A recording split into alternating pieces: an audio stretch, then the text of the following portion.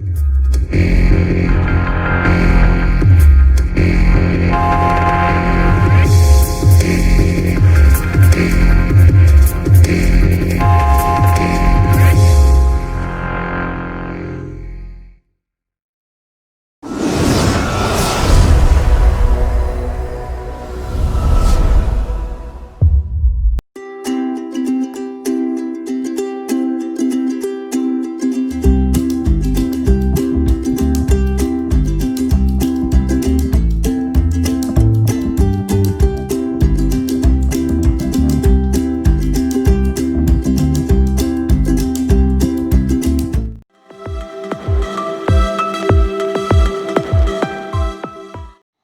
to online education of standard 11th, that is subject organization of commerce and management, chapter number 3, business service 2, session 2.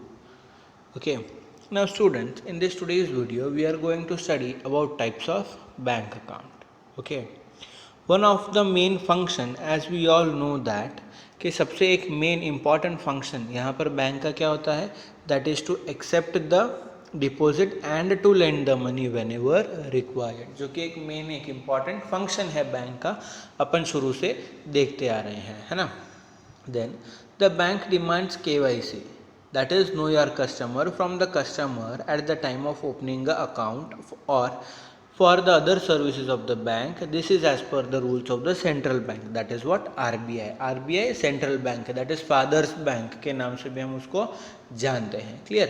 अब यहाँ पर know your customer का मतलब क्या है कि अपने कस्टमर की एक पर्टिकुलर बैंक, फॉर एग्जांपल ले लो HDFC बैंक है. अब यहाँ पर वो बैंक एक पर्सन जाएगा, उसके पास जाएगा एक नया अकाउंट ओपन करने के लिए, तो जो भी details in the sense bank मांगेगी ताकि उनको जानकारी लेनी है कि वो कस्टमर कौन है.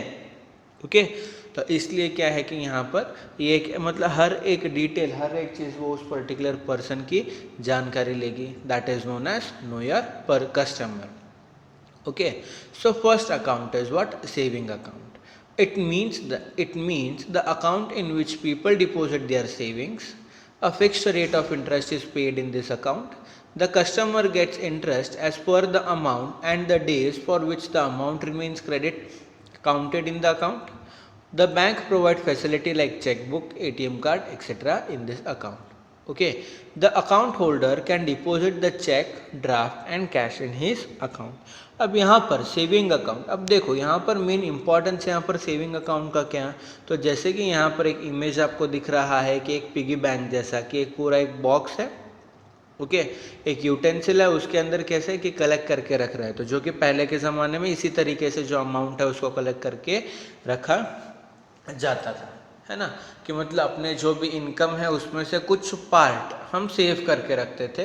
तो that is what for the एक ऑर्डिनरी, एक इंडिविजुअल पर्सन के लिए, एक ऑर्डिनरी पर्सन, अब उसके लिए यहाँ पर ये सेविंग अकाउंट इम्पॉर्टेंट है. अब सेविंग अकाउंट ज़रूरी किस लिए, क्योंकि अपने जो भी इनकम है उसमें से कुछ पार्ट जो है वो सेव करके रखता है. और बैंक यहाँ पर जो फैसिलिटी प्रोवाइड कर रही है कि एक fixed rate of interest in the sense 2%, 3%, जो भी यहाँ पर प्रोविज़न होगा बैंक का, उसके अकॉर्डिंग क्या है कि वो इंटरेस्ट प्रोवाइड करते हैं. The customer gets interest as per the amount and the days. अब यहाँ पर देखो कि वो जो कस्टमर है उसको रेट ऑफ इंटरेस्ट वगैरह उस पर्टिकुलर डेज पे जितने टाइम पीरियड के लिए उसने जो अमाउंट है वो उसने रखा हुआ है अपने बैंक अकाउंट में सेव करके, तो उतने में ही उतने टाइम पीरियड के लिए उसी अकॉर्डिंग क्या है कि यहाँ पर उसको जो है इंटरेस्ट मिलता है. क्लियर. अब बैंक जो चेकबुक जैसे ATM कार्ड जैसी ये फैसिलिटीज़ भी प्रोवाइड करती है. क्लियर. देन इज व्हाट, देखो, he can withdraw the amount through a cheque और a withdrawal slip. The bank compel the account holder to maintain the minimum balance in his account. Generally the number of withdrawal in the saving account are limited in the month. This account can be opened in the name of individual or more than one name that can be operate jointly. Nomination can be registered. Banks get deposit on a large scale through this account. तो अब देखो एक individual person है, वो क्या क्या उसको यदि पैसे विड्रॉ करने हैं, अमाउंट उसको विड्रॉ करना है, या तो वो चेक के थ्रू या तो वो विड्रॉवल स्लिप के थ्रू वो विड्रॉ कर सकता है।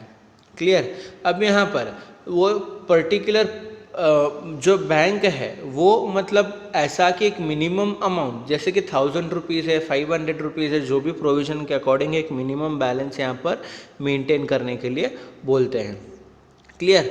और यहाँ पर देखो सेविंग अकाउंट के अंदर विड्रॉ अमाउंट को विड्रॉ करने के लिए कुछ एक लिमिटेड ट्रांजेक्शन ही दिए गए हैं कि उतने ही ट्रांजेक्शन्स वो क्या है कि मतलब इन द सेंस वो अमाउंट को विड्रॉ कर सकते हैं, और यहाँ पर नॉमिनी का नाम देना ज़रूरी है। क्लियर। देन देखो करंट अकाउंट। अब करंट अकाउंट मेनली किसके लिए होता है? बिजनेसमैन के लिए होता है। This account can be opened with the name of an individual और a business unit. Normally no interest is provided in this account but the bank may collect bank charges. अब यहाँ पर देखो ये अकाउंट जो है वो एक इंडिविजुअल के नाम पे, जो कि एक सोल प्रोप्राइटर के नाम पे ओपन किया जा सकता है करंट अकाउंट, यदि वो एक बिजनेसमैन है तो, और यहाँ पर एक बिजनेस फर्म के नाम पे भी अपन क्या है कि इस अकाउंट को ओपन करवा सकते हैं। यहाँ पर ये अकाउंट सिर्फ और सिर्फ बिजनेस पर्पस के लिए होता है, ना कि सेविंग के लिए। क्लियर।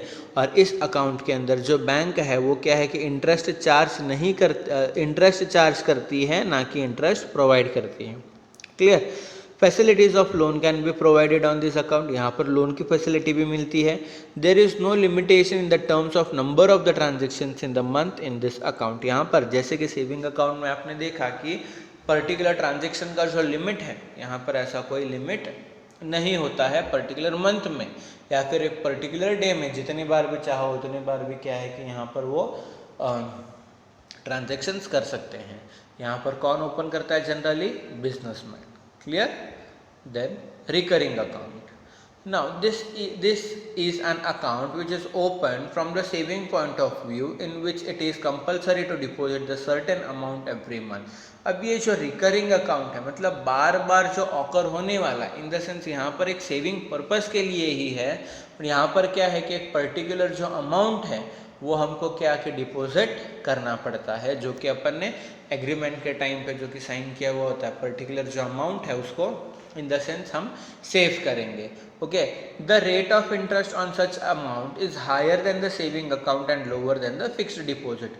अब यहाँ पर इस अमाउंट को, ये जो पर्टिकुलर अकाउंट है इसके अंदर सेविंग अकाउंट से थोड़ा बहुत ज़्यादा इन द सेंस इंटरेस्ट अपने को मिलता है, बट फिक्स्ड डिपॉजिट से कम। The bank pays whole amount along with the interest. Clear. ये जो देखो अब यहाँ पर क्या कि पूरा अमाउंट इंटरेस्ट के साथ यहाँ पर अपने को बैंक प्रोवाइड करेगी, जबकि एक स्टिपुलेटेड टाइम पीरियड हो जाएगा उसके बाद। Then is what? Fixed deposit. अब यहाँ पर फिक्स्ड डिपॉजिट क्या है कि एक पर्टिकुलर लॉन्ग टर्म के लिए, जैसे कि 3 मंथ्स 5 मंथ्स जितने भी टाइम ड्यूरेशन के लिए यहाँ पर अमाउंट को सेव करके रखना है वो करके रख सकते हैं। Fixed deposit means a source of money which can be used by the bank for the fixed term. The depositor cannot withdraw money until the maturity date of the deposit. If the money is withdrawn before the term of the maturity, then the rate of interest decreases. अब देखो यहाँ पर क्या कि जो source of income ये है एक फिक्स्ड टर्म के लिए यहाँ पर क्या क्या अमाउंट को डिपॉजिट करवाया जा सकता है। जब मैच्योरिटी डेट कंप्लीट होगी तभी हम अमाउंट को यहाँ पर विड्रॉ कर सकते हैं। यदि मैच्योरिटी डेट के पहले हमने विड्रॉ कर लिया अमाउंट तो हमारा जो इंटरेस्ट है वो कैसा वो कम हो जाएगा। क्लियर। डिस्काउंट पे फिर बाद में हमको बैंक क्या है कि वो पूरा जो अमाउंट है वो देंगे। The bank gives the depositor written guarantee that it will pay the amount back along with the interest at the end of the term. अब यहाँ पर देखो जो बैंक है वो डिपॉजिटर को क्या की गारंटी देती है, जब मैच्योरिटी टर्म पीरियड कंप्लीट हो जाएगा उसके बाद यहाँ पर क्या है कि वो पूरा अमाउंट जो है वो पे कर देंगे। As the customer cannot withdraw money before the maturity date, the rate of interest in the fixed deposit is higher than the saving account and recurring account. अब यहाँ पर एक पर्टिकुलर स्टिपुलेटेड टाइम पीरियड के बाद ही हम यहाँ पर amount को विड्रॉ कर सकते हैं, इसीलिए क्या कि सेविंग अकाउंट और रिकरिंग अकाउंट से ज़्यादा हमको जो इंटरेस्ट है वो मिलता है। क्लियर। अब देखते हैं कि बैंक कौन कौन से सर्विसेज अपने को प्रोवाइड करते हैं। अब जैसे कि पता है the main function of bank is to invest money, provide loans and accept deposit.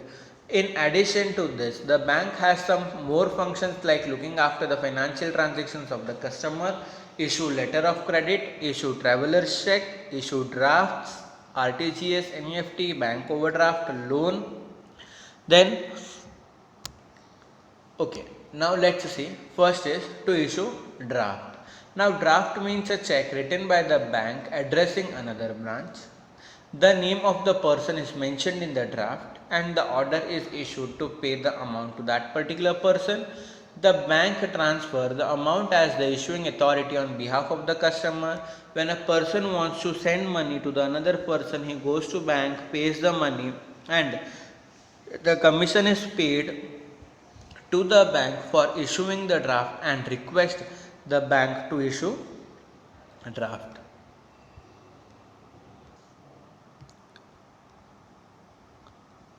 The sender requests the bank to issue the draft in favor of the receiver. Then the bank orders its branch or associate bank located in the area of the receiver to pay the amount. Okay, तो अब यहाँ पर देखो draft का मतलब क्या है कि एक रिटर्न चेक बाय बैंक, जो कि बैंक पर्टिकुलरली एक चेक प्रोवाइड करती है जो कि खुद प्रिंट करके रहती है. यहाँ पर उस पर्टिकुलर पर्सन का नाम मेंशन ऑलरेडी किया गया होता है कि जिसको हमें मतलब इन द सेंस कि वो जो ड्राफ्ट है वो प्रोवाइड करना है. अब यहाँ पर मेन रीज़न क्या है कि ये ड्राफ्ट वगैरह प्रोवाइड करने का कि ये ऑलरेडी बाउंस नहीं होती, ये एक चेक के फॉर्मेट में, यहाँ पर देख सकते हो कि ये पर्टिकुलरली एक चेक के फॉर्मेट में ही होता है.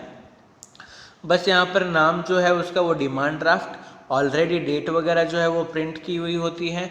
जिस पर्सन को अपने को इशू करना है उसका नाम, इन द सेंस वो इंस्टीट्यूट हो चाहे कोई भी इलेक्ट्रिसिटी बिल वगैरह पे करना, इन द सेंस जिसको हम प्रोवाइड करेंगे ये ड्राफ्ट, ओके, उसका नाम. देन नेक्स्ट यहाँ पर वो जो अमाउंट है वो, एंड देन नेक्स्ट फिर क्या है कि इस फॉर्मेट में ये होता है. एक मेन इसका खास इन द सेंस कि इसका ये इम्पॉर्टेंस है कि ये कभी बाउंस नहीं होता जैसे कि दूसरे चेक्स बाउंस होते हैं.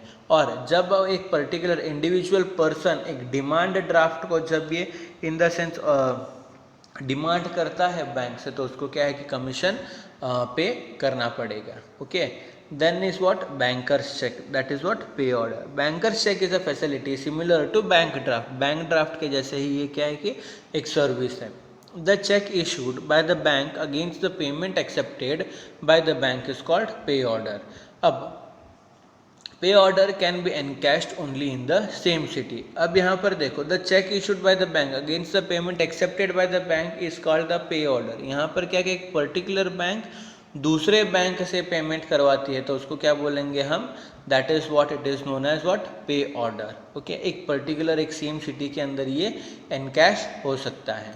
Then is RTGS, that is what real time gross settlement.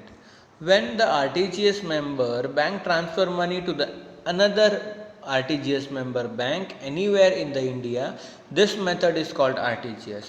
Each of the RTGS member bank branch is identified through IFSC code. It is the 11-digit alphanumeric code. IFSC code is provided by IDRBT, that is Institute for Development and Research on Banking Technology, Hyderabad. RTGS is a method transferring money from one bank in India. In this method, the amount is debited or credited as per the real time and as per the settlement. Clear? तो अब देखो, in RTGS method, money from the account of an account holder of the bank is transferred to the account of the account holder of the another bank in India. Okay, the transaction is done in cash, so both the sender and the beneficiary need to have IFSC code. For the deposit transaction of the 2 lakh or more, RBI provides a service through RTGS. In this method, the amount is debited in the account of the receiver on the same day as soon as the bank receives the instructions from the sender. An amount of 2 lakh rupee or more is transferred through RTGS. In this method, commission is charged from the sender of the money and receiver is not charged by the commission. Clear? तो अब यहाँ पर देखो एक simple way में यहाँ पर ये जो पूरा पर्टिकुलरली RTGS का फॉर्मेट है वो समझाऊँ तो वो किस तरीके से होगा, तो यहाँ पर अभी अपन देखते हैं. क्लियर कि किस तरीके से RTGS की पूरी जो फैसिलिटी है. अब ये जो RTGS का फैसिलिटी है, ओके, अब RTGS का मतलब अपने को ये समझ में आ गया कि भाई ये रियल टाइम ग्रॉस प्रॉफिट है. अब ये रियल टाइम ग्रॉस प्रॉफिट तो एक्चुअली ये है ही, साथ ही साथ यहाँ पर क्या कि ये जो पूरा प्रोसेस है, ओके, ये जो पूरा प्रोसेस है यहाँ पर ये किस तरीके से रेगुलेट करता है। अब अपन ने ये देखा कि 2 लाख से ज़्यादा वाला अमाउंट यहाँ पर हम ट्रांसफ़र करेंगे, क्लियर। देन नेक्स्ट 11 डिजिट एक अल्फ़ा न्यूमरिक कोड होता है। 11 डिजिट अल्फ़ा न्यूमरिक कोड का मतलब क्या, यहाँ पर अल्फ़ाबेट्स भी होंगे जैसे कि ABCD जो भी होगा, देन साथ में नंबर्स भी होंगे, क्लियर, जैसे कि 1 1 2 2 ये सारे नंबर्स वगैरह होते हैं सेम उसी अकॉर्डिंग, क्लियर। तो इस तरीके से ये अब यहाँ पर अब ये जो पूरी बैंक है वो पूरी फैसिलिटी किस तरीके से प्रोवाइड करते हैं। अब यहाँ पर ये मेन मकसद क्या है यहाँ पर ये जो पूरा फैसिलिटी प्रोवाइड करने का। अब देखो कि अब जो ये 2 लाख तक का अमाउंट है, अब एक पर्टिकुलर पर्सन को क्या है कि अब यहाँ पर अब वो सपोज करो कि एक पर्सन सूरत में है और दूसरा पर्सन दिल्ली में है। अब जो दिल्ली वाला पर्सन है उसको क्या कि 2 लाख के अमाउंट की ज़रूरत पड़ गई और ये जो सूरत वाला पर्सन ये उसका फ्रेंड है। तो अब यहाँ पर इलेक्ट्रॉनिक वे में हमें जो अमाउंट है वो ट्रांसफ़र किया हुआ तो दिखाई दे देगा कि भाई कंप्यूटर के अंदर स्क्रीन में 2 लाख रुपीज़ एक ये जो पर्सन सूरत में बैठा हुआ है उससे के अकाउंट से अमाउंट जो है दिल्ली वाले पर्सन को ट्रांसफ़र हो गया, वो किस तरीके से हमें यहाँ पर इलेक्ट्रॉनिक वे में ट्रांसफ़र है। तो जो दिल्ली वाली बैंक है वो जो पर्सन को यहाँ पर क्या है कि जो पर्सन ने डिमांड किया हुआ है उसको यहाँ पर इन द सेंस वो पूरा पर्टिकुलर जो अमाउंट है वो दे देंगे, प्रोवाइड कर देंगे 2 लाख वाला अमाउंट, क्लियर। तो यहाँ पर अब ये क्या हुआ, ये इलेक्ट्रॉनिक वे में ट्रांसफ़र हुआ कि इंस्टेंट टाइम पे जब ज़रूरत थी यहाँ पर बैंक ने क्या है कि जो अमाउंट को है वो प्रोवाइड कर दिया है, क्लियर। तो अब यहाँ पर ये अब फिजिकली किस तरीके से, जैसे कि यहाँ पर स्लॉट बना दिया है कि भाई 2 लाख से ज़्यादा हुआ, क्योंकि अब यहाँ पर फिजिकली भी तो ट्रांसफ़र करने पड़ेंगे। जब उस टाइम पर ज़रूरत पड़ी तो यहाँ पर बैंक ने क्या किया कि ये जो दिल्ली वाले बैंक ने इस पर्सन को जो अमाउंट है वो प्रोवाइड कर दिया, और अब बाकी जब फिजिकली यहाँ पर जब वो भेजेंगे तब बैंक के पास फिजिकली वो जो कैश है वो अमाउंट है वो पहुँच जाएगी, क्लियर। तो इस तरीके से यहाँ पर क्या कि ये फैसिलिटी प्रोवाइड करते हैं, clear. Then is what national electronic fund transfer, that is what NEFT। This process is also same as RTGS, but यहाँ पर क्या कि 2 लाख से अमाउंट जो है मैक्सिमम जो अमाउंट वो ट्रांसफर होगा वो कितना 2 लाख से कम, ओके। और RTGS में मिनिमम अमाउंट कितना होगा, that is minimum amount 2 lakh, maximum कोई यहाँ पर फिक्स नहीं बताया है। बट NEFT के अंदर क्या कि 2 लाख से कम अमाउंट, इन द सेंस 1,99,000 अपन बोल सकते हैं।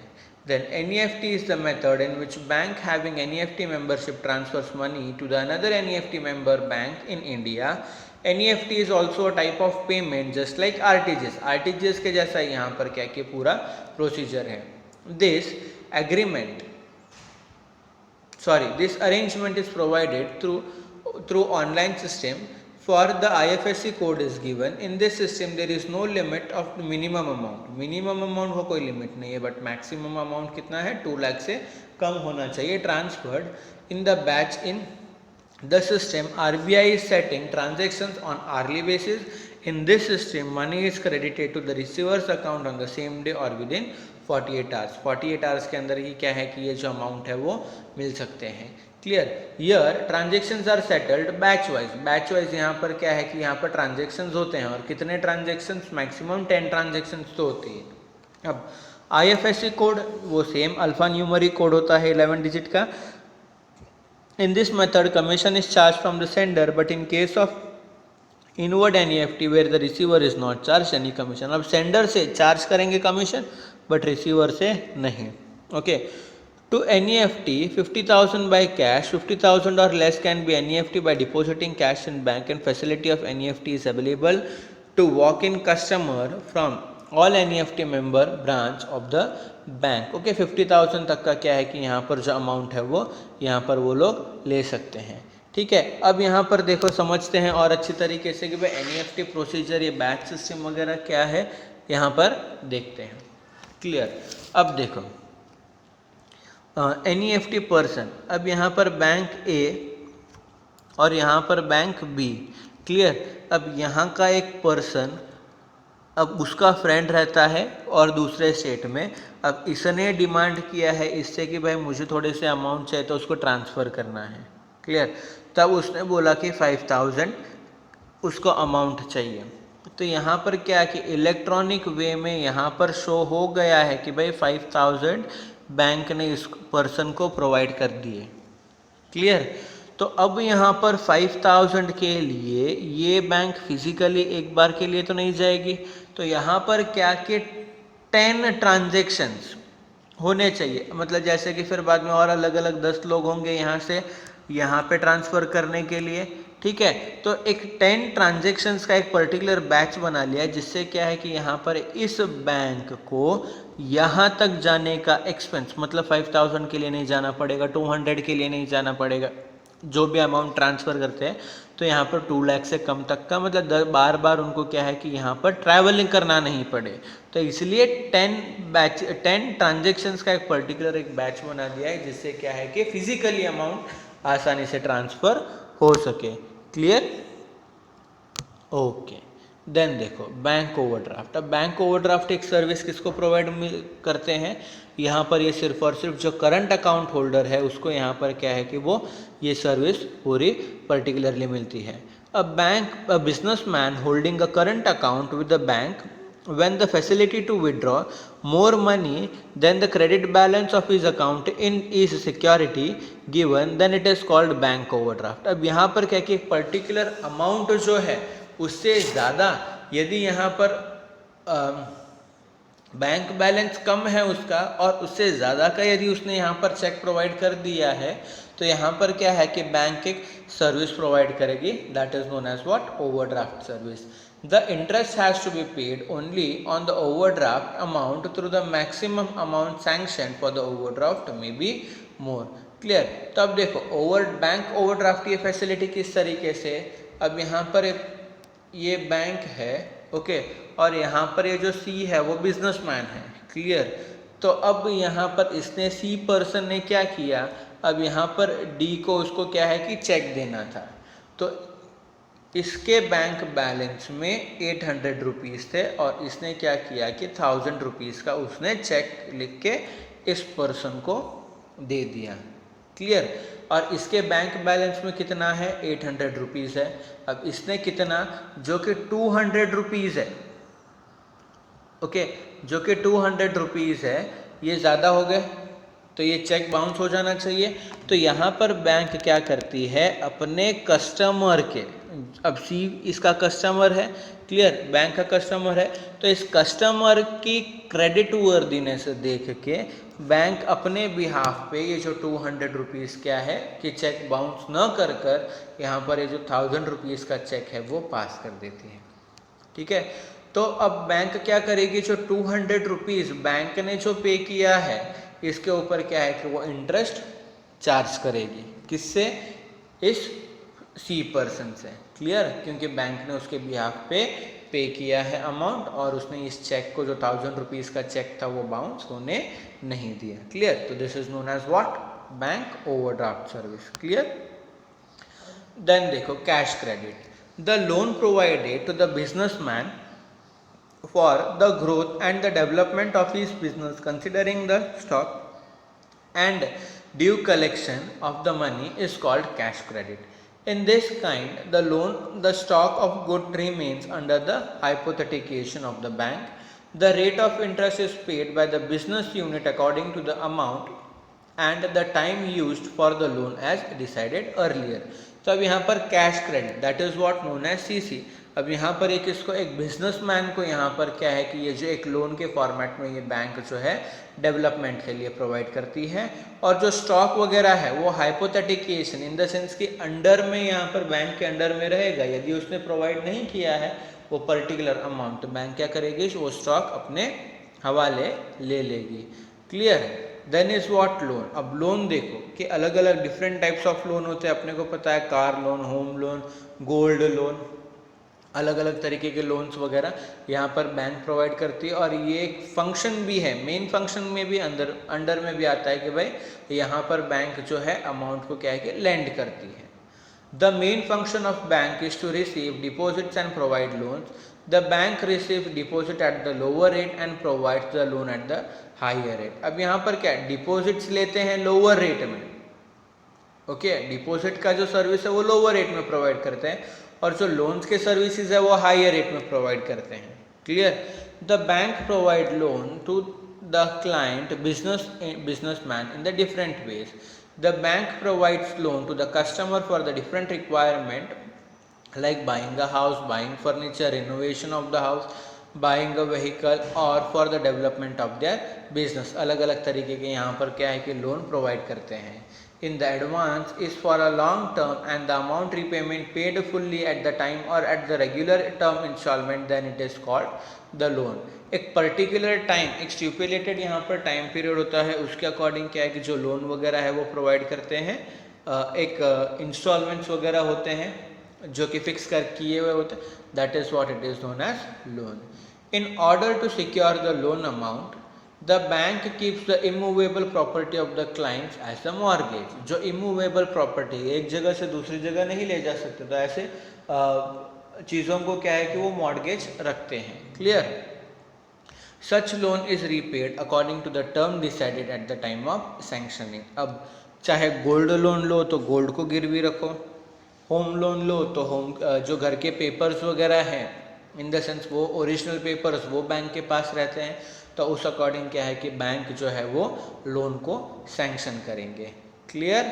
Thank you, have a great time.